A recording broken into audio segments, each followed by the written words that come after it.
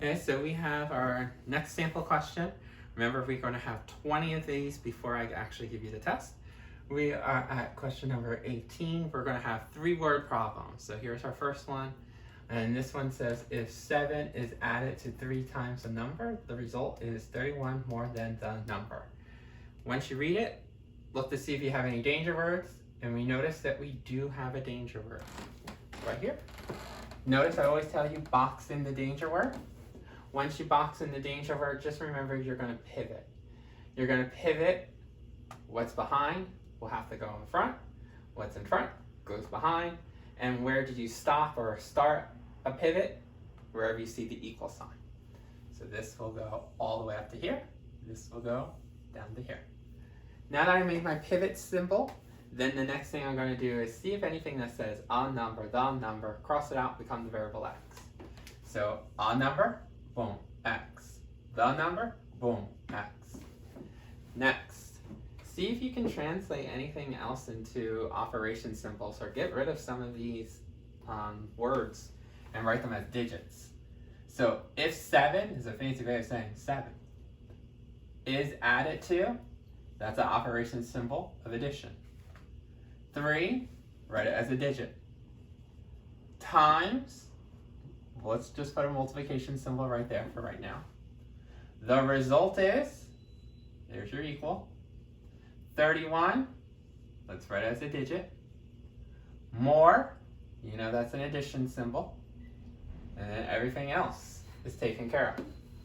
Reread the problem one more time. See if there's any ands. If you see any ands, then we know we're going to have to use it either as a placeholder or a set of parentheses, or maybe sometimes both. For us, no ands. Next, let's start writing this out. So this says 7 added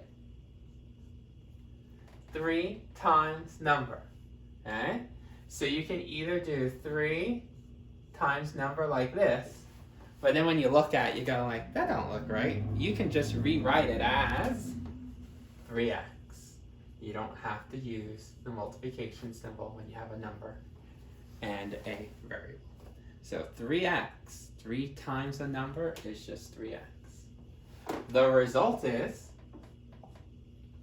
now, before I put the 31, remember the pivot, the danger? This 31 has to go in the back. This x has to come in front. So x plus, and then the 31 in the back. Now that we have this translated into an equation, we can do our final step, which is solve the equation. So step 6. Variables and variables. This has a 3, this has an understood 1. So this must be var, this must be con.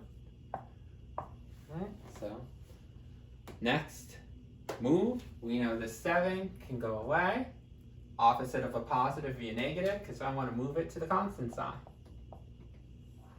They cancel out, so I'm left with 3x.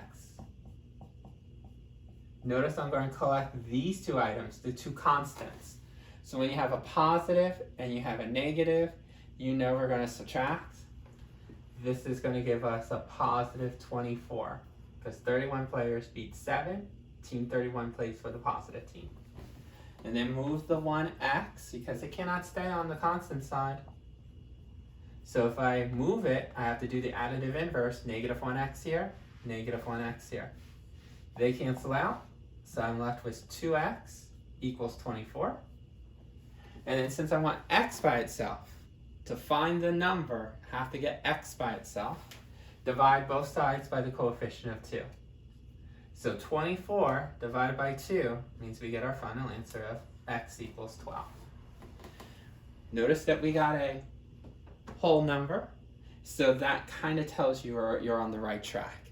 If this was a decimal or a fraction, then you can kind of know that you either messed up on a symbol or you forgot the danger word.